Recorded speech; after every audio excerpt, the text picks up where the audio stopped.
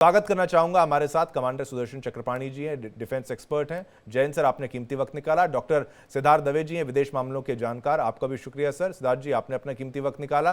पूर्णिमा नाथ जी हैं, पूर्व सदस्य रिपब्लिकन पार्टी, आपका भी शुक्रिया मैम। संदीप मिश्रा, रणनीतिक सलाहकार, वो भी हमारे साथ है। और एस के दत्ता जी भी हमारे साथ इस वक्त हैं। एस के दत्ता जी, आपका भी बहुत बहुत शुक्रिया, आप सभी ने अपना कीमती वक्त निकाला। लेकिन चक्रपाणी जी, चलिए सबसे पहले शुरुआत आपसे ही कर लेते हैं।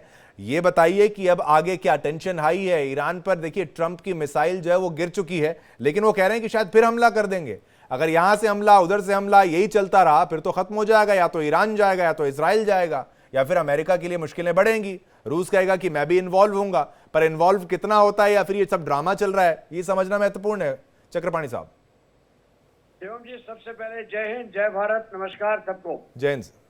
देखिए, ऐसा है, ये कूटनीतिक जो माहौल होता है, जियोपॉलिटिक्स जो होता है, इसमें एक चीज का विशेष ध्यान रखना चाहिए। इसमें कोई किसी का दोस्त नहीं है, कोई किसी का साथी नहीं है।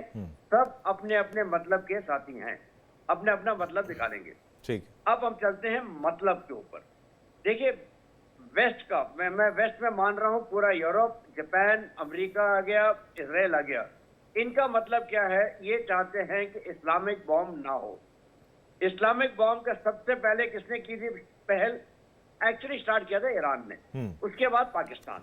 ईरान तो हर बार धमकी देता घूमता है कि हम इस्लामिक बॉम्ब को, इजराइल को खत्म करेंगे, और रोज हर दूसरे तीसरे दिन तो आ ही जाती है ये धमकी। तो इजराइल के लिए ये एक तरह से जिंदगी और मौत का सवाल है, अगर ईरान के पास इस्लामिक बॉम्ब आ जाए या बॉम्ब आ जाए।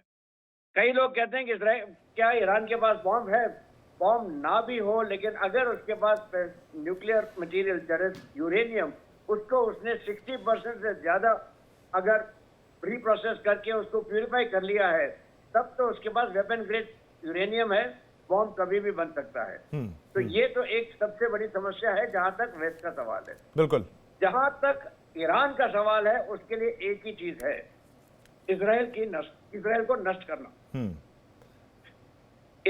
ईरान के साथ अगर रशिया खड़ा है तो इसलिए खड़ा है कि उसके पास ईरान मैन्युफैक्चरिंग कैपेबिलिटी ड्रोन की ईरान के पास है, और वो उसका इस्तेमाल कर रहा है। उससे ज्यादा रशिया को कोई लेना देना नहीं इसमें। ये बहुत बड़ी बात आपने बोली है कि भाई रशिया को इतना मतलब है कि भाई मेरे ड्रोन आते रहें और मैं यूक्रेन पर हमला करता रहूं। करेक्ट, उसे और कुछ लेना देना नहीं है। उसने एक समझौता जरूर साइन किया था जिसमें कहा था कि हम एक दूसरे के स्ट्रेटेजिक पार्टनर हैं, लेकिन रीसेंट स्टेटमेंट अगर आप देखें, उसने कहा है हम स्ट्रेटेजिक पार्टनर हैं, हमने कोई म्यूचुअल डिफेंस ट्रीटी नहीं साइन की है। ये एक बहुत इंपॉर्टेंट पॉइंट किसी वो रेज किया गया था। चीन को देखिए, चीन ने प्रॉमिस किया था $400 बिलियन मैं लगाऊंगा ईरान में कि आप मुझे तेल दे दें, मैं आपकी को ये करूंगा। उसने 4 भी नहीं लगाए, लेकिन तेल ले रहा है ईरान से। चाहे चीन को चाहिए है कि मुझे तेल मिलता रहे, कहीं से भी आए, लेकिन और मेरे सब कुछ चलता रहे। बिल्कुल। वो ईरान के साथ, देखिए, चीन के जो नागरिक हैं सब भाग चुके हैं चीन से, ईरान से। लेकिन आपने महत्वपूर्ण बातें यहां पर समझाई कि रशिया का क्या इंटरेस्ट है और क्या वो करेगा क्या नहीं करेगा। बाकी मेहमान भी है, सभी से मैं क्विकली एक एक रिएक्शन महत्वपूर्ण जो है वो लेता चलूं। अब दवे जी, मैं आपके पास आना चाहता हूं। दवे जी, आप मुझे बताइए, अब ये एस्केलेट होगा या नहीं होगा? रशिया भी कह रहा है कि न्यूक्लियर वॉरहेड देने की बात तक यहां पर सामने आ गई, तो देना होगा तो देंगे, विदेशी ताकतें जो है वो देंगी। अब क्या न्यूक्लियर वॉरहेड देने की बातें आ रही हैं? ये महज मजाक है, डेटरेंस है, या फिर डराने का प्रयास है? इसको किस तरीके से देखा जाए? अब ईरान जो चाहता है, वो क्या ये लोग भी चाहते हैं कि इनके पास न्यूक्लियर वेपन हो? नहीं, डेफिनेटली एस्केलेट तो मामला जो है वो बढ़ेगा, आगे बढ़ेगा।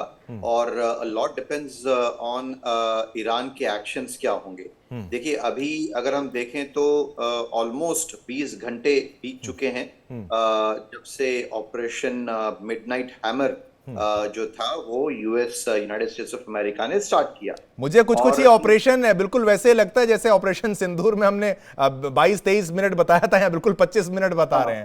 कॉपी जैसा कर लिया। जी, तो कहीं ना कहीं पे ट्रम्प, वो कहते हैं ना, वो ही is a big fan of Modi ji, तो ज्यादा तो पूर्णिमा नाथ जी बता पाएंगी इसके बारे में। तो व्हाट मैं जो बता रहा था आपको, ये कह रहा था कि इन 20 घंटों में अगर आप देखें तो ईरान का एक्शन क्या रहा है।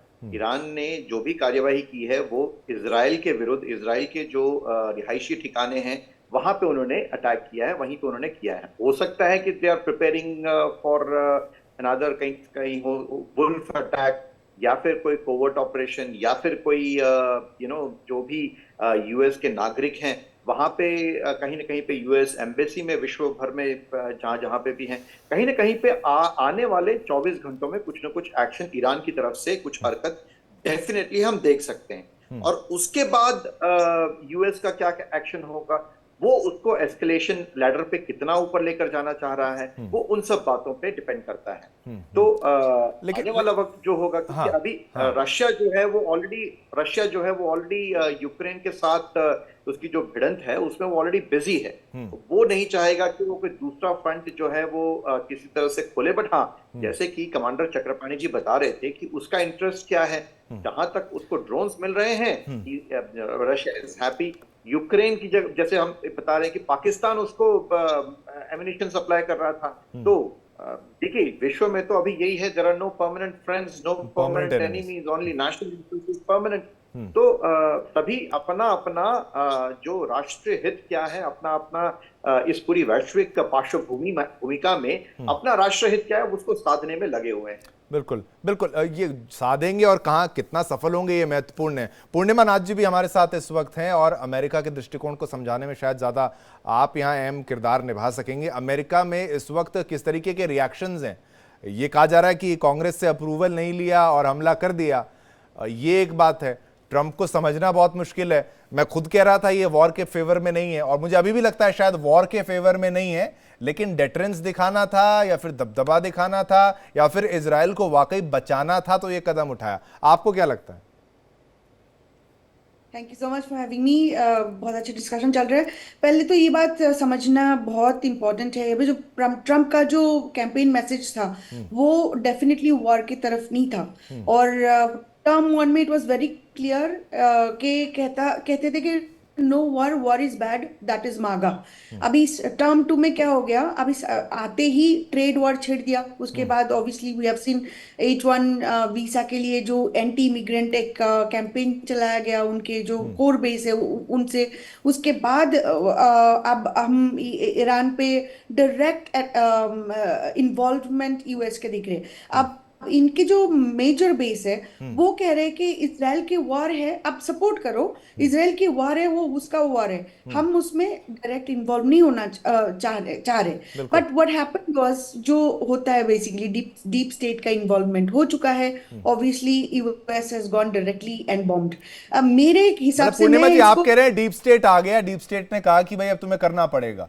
अब डीप स्टेट में आ गया तो मतलब क्या है, इसमें डिफेंस लॉबी भी आ गई, और इसमें अब जूस का जो प्रभाव है उसको भी तो हमें समझना होगा। जूस का अच्छा प्रभाव है अमेरिका की पॉलिटिक्स में, अमेरिका की इकोनॉमी में, फाइनेंसेस में। रिच बिजनेस हाउसेस की बात कर लें, बैंकिंग नेम्स बड़े बड़े जो हैं जूस हैं, तो क्या वो वाला यहाँ पर फैक्टर प्ले हुआ है या फिर नहीं? जूस को बचाना था, इजराइल ने बोला नहीं करो हमला, नहीं करोगे तो फिर दिक्कत हमारी रिलेशंस में हो जाएगी। नहीं, यहाँ पे आपको हमें ये समझना पड़ेगा कि उनका रिलेशन क्या है। यूएस का जो का सपोर्ट है इजराइल के ऊपर, ये एग्जिस्टेंशियल है।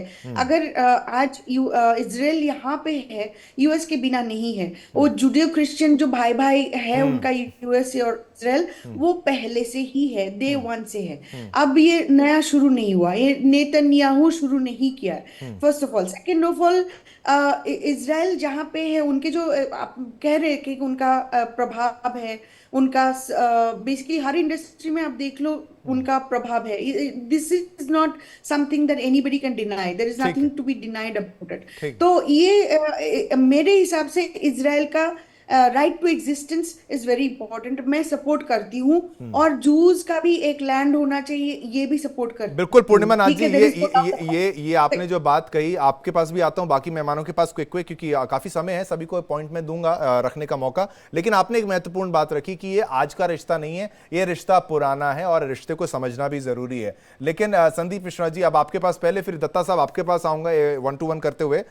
ये मुझे बताइए संदीप जी, अगर हम यहाँ पर देखें तो बेंजामिन बेंजामिन नेतन्याहू को हम इग्नोर नहीं कर सकते। बेंजामिन नेतन्याहू जो पर्सनालिटी हैं, मैंने जैसे इनके बारे में पढ़ा था, ये भाई अमेरिका में रह चुके हैं, अमेरिका में पढ़ाई कर चुके हैं, अमेरिका में टेलीविजन चैनल्स पर एक रेगुलर नेम हुआ करते थे, एडवोकेट फॉर द ज्यूज। इनके परिवार वहां पर था, अंग्रेजी ऐसे बोलते हैं कि कोई अमेरिकी भी शर्मा जाए इनसे। तो मतलब ये वो बिल्कुल ऐसे, ये लाइक मेड इन अमेरिका जू कह लीजिए, एक ऐसा व्यक्ति वहीं के यहूदी के तौर पर लगते हैं। और इनका इन्फ्लुएंस ना हो डोनाल्ड ट्रंप पर, ऐसा हो नहीं सकता।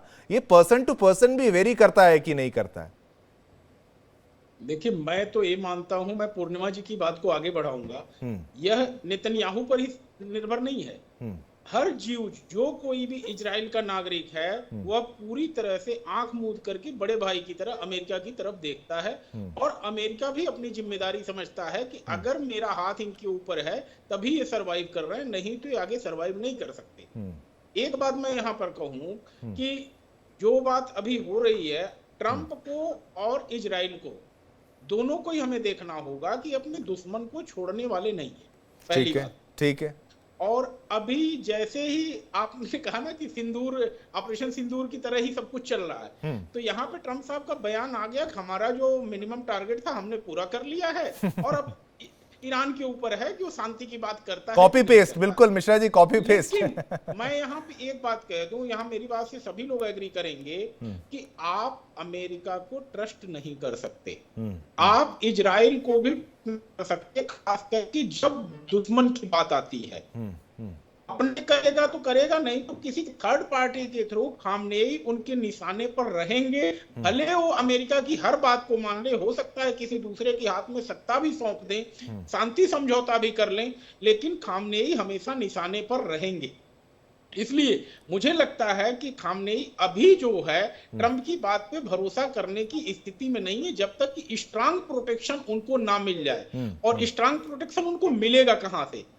जब सऊदी अरेबिया कुछ कहेगा, यूनाइटेड अरब अमीरात कुछ कहेगा, ये लोग अगर आकर के कहेंगे कि हम गारंटी लेते हैं, तब जाकर के हो सकता है खामनेई सरेंडर की बात पर आए, या ये कहें कि चलो भाई अब चीजें शांति समझौता की बात की जाए। मतलब खामनेई फंस गए, संदीप जी, खामनेई फंस गए आप कह रहे हैं? मैं बिल्कुल फंस चुके हैं। वो अगर मान करके भी बातें एग्री कर लेते हैं तो ना यूएस उनको छोड़ने वाला है, ना इजराइल छोड़ने वाला है, क्योंकि दोनों के दिमाग में जो सबसे बड़ा डर है ना, आपने अपने डिबेट में स्टार्टिंग में कहा, 3 संगठनों का नाम लिया, हूती, हमास, हिजबुल्ला।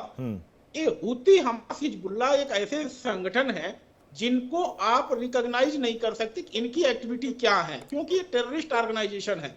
और जिनको कहीं ना कहीं ईरान का सपोर्ट रहा है, और ये इनके लिए खड़े भी हो रहे हैं। लेकिन संदीप जी, मतलब 86 साल की उम्र खामेनेई की अगर बात की जाए, इस स्टेज पर आके, मैं नहीं कहता कि जीवन किसी को प्यारा नहीं होता, जीवन हर उम्र में, मैं कहता हूँ 101 साल में भी व्यक्ति को जीवन अपना प्यारा रहे, और जो भी मेरा ये प्रोग्राम देख रहे हैं हमारा, वो 100 साल से ज्यादा जिए। लेकिन ये स्थिति हमें ये भी समझनी होगी, सुप्रीम लीडर जो ईरान के, उन्होंने कह दिया कि भाई ये ईरान हम खत्म हो जाए, वो बात वो नहीं है, वो इस्लाम की बात करने लग गए, यानी मजहब का एंगल यहां पर आ गया है। एक क्विक रिएक्शन आपका ये कि भाई ये तो उन्होंने तो इस्लाम की लड़ाई बना दिया है, इसको मजहब की लड़ाई बना दिया, तो कैसे रुकेंगे? वो तो मरने को तैयार लग रहे हैं मुझे। इस्लाम की लड़ाई शिवम जी कहां है, जब इस्लामिक मुल्क ही आपके साथ नहीं है। सबसे बड़ा ड्यूअल कैरेक्टर तो आपने पाकिस्तान का देख लिया, दम भर रहा था कि हम ईरान के साथ हैं, ठीक है, लंच पर बैठा करके 2 चापू पड़े, जवान बदल गई। अभी मिडिल ईस्ट के देश उनके साथ ही नहीं खड़े हो रहे हैं। बिल्कुल। तो कहीं से भी इस्लाम की लड़ाई का टर्न नहीं लेने वाला है, क्योंकि सारे जो 3 बड़े मुस्लिम देश हैं, आप सऊदी अरेबिया कह लें, यूएई कह लें, ये सारे व्यापारिक देश हैं। और जब व्यापारिक देश हो जाता है तो उसके लिए व्यापार सबसे पहले ध्यान रखता है, और वो अपने देश को बर्बाद नहीं करना चाहेंगे किसी तीसरे के झगड़े में जो है। बिल्कुल बिल्कुल। इसलिए यह लड़ाई इस्लाम की नहीं बनी। नहीं, पर मैं आपका पॉइंट ऑफ व्यू भी मैंने लिया, लेकिन दत्ता साहब से भी मैं एक उनकी राय लेना चाहूंगा। एसके दत्ता जी, अब इसको क्या इस्लामिक एंगल से देखा जाए, नहीं देखा जाए? पाकिस्तान बहुत अच्छा दोस्त ईरान का बनने का प्रयास करता था, पाकिस्तान को जहां से पैसा मिले पाकिस्तान वहां का बहुत अच्छा दोस्त बन जाता है। अमेरिका का भी अच्छा दोस्त है, पैसे मिलते हैं, चीन का भी अच्छा दोस्त है, पैसे मिलते हैं, ईरान से भी थोड़ा बहुत समर्थन, लेकिन ईरान से तो चली हैं गोलियां सब चली हैं, बलोचिस्तान वाला मसला भी वो आ जाता है। लेकिन यहां पर शिया सुन्नी वाला एंगल भी तो आ जाता है कि भाई सऊदी कहेगा मैं डोमिनेट करूंगा, ईरान कहेगा मैं डोमिनेट करूंगा, ये शिया मुस्लिम लीड करने वाले हैं या सुन्नी मुस्लिम लीड करने वाले हैं, ये वाला एंगल भी तो आपको नहीं लगता कि भाई ये अब एकजुट होना मिडिल ईस्ट के लिए नामुमकिन जैसा है? दत्ता साहब। बिल्कुल सही बात है, क्योंकि ऐतिहासिक रूप से अगर देखा जाए ये पर्शिया और अरेबिया के बीच में जो कॉन्फ्लिक्ट है वो हजारों साल पुराना कॉन्फ्लिक्ट है, ये कोई नया कॉन्फ्लिक्ट नहीं है। और नेचुरल है कि जब इतना डीप रूटेड हिस्टोरिकल कॉन्फ्लिक्ट अगर हो तो एक पटरी पे आना बहुत मुश्किल है। दूसरी बात यहाँ पे ये है कि अरब देश जितने सारे हैं, सारे अरब देश सुन्नी देश है, ईरान शिया देश है, तो इसलिए खामिनी ने बहुत कोशिश किया इस्लामिक कार्ड खेलने की, पर वो कामयाब नहीं हो पाएगा क्योंकि ऐतिहासिक दुश्मनी है शिया और सुन्नियों के बीच में, तो ये कामयाब नहीं हो सकता है। हमें देखना पड़ेगा कि आगे क्या जटिल परिस्थिति बन सकती है। मैं कतई ये बात से सहमत नहीं हूं कि रूस और चीन का निगरानी नहीं रहेगा, क्योंकि आप अगर देखेंगे अब मौजूदा जो वहां पे जो सरकार है खामेनी का, उसका कहीं ना कहीं पे एक एक्सिस है रूस के साथ, चीन के साथ, नॉर्थ कोरिया के साथ, ईरान का, और उसके विरोध में विपरीत में अगर दूसरा एक्सिस है तो वो यूरोपियन यूनियन, अमेरिका, इजराइल का है। और ये कहीं ना कहीं पे हमेशा आमने सामने कॉन्फ्रंटेशन में रहा है। तो नेचुरल है कि कल को अगर तख्ता पलट हो जाए, और तख्ता पलट होने के बाद या तो खामेनी की मौत अगर हो जाए और उसके बाद पश्चिम के देश अगर एक पपेट रेजिम अगर इम्पोज कर देता है ईरान पे, तो उसकी जो चाबी काटी है वो कहीं ना कहीं पे नेटो देश और अमेरिका के पास रहेगा, और उस पे सबसे ज्यादा चोट अगर पहुंचेगा तो चीन के इंटरेस्ट को चोट पहुंचेगा, और उसके साथ साथ रूस की इंटरेस्ट को चोट पहुंचेगा, पर्शियन गल्फ को लेके और स्ट्रेट ऑफ हॉर्मुज को लेके। रशिया का आप 19th century, 20th century, 18th century का इतिहास अगर उठा के देखेंगे तो जब रशियन एम्पायर जब एक्सपेंड हो रहा था तो उनका हमेशा से ख्वाब था कि हिंद महासागर तक रूस का फ्लैग और रूस का परचम लहराए। दत्ता साहब, आपने स्ट्रेट ऑफ हॉर्मुज बोला, उसको ब्लॉक करने की बात उन्होंने कह दी है ईरान ने, तो क्या वो कुछ होगा, उससे असर होने वाला है? उससे कहीं ना कहीं पे एक बड़ा सा असर होने वाला है, और स्ट्रेट ऑफ हॉर्मुज अगर ब्लॉक हो जाता है तो तेल के ऊपर सबसे ज्यादा चोट पहुंचने वाला है। तो सऊदी अरब को भी चोट पहुंचेगी, नहीं पहुंचेगी? इन देशों को पहुंचने वाली है कि नहीं? बिल्कुल पहुंचेगी, और उसके साथ साथ अंतरराष्ट्रीय पटल पे सारे देशों को चोट पहुंचेगी उससे।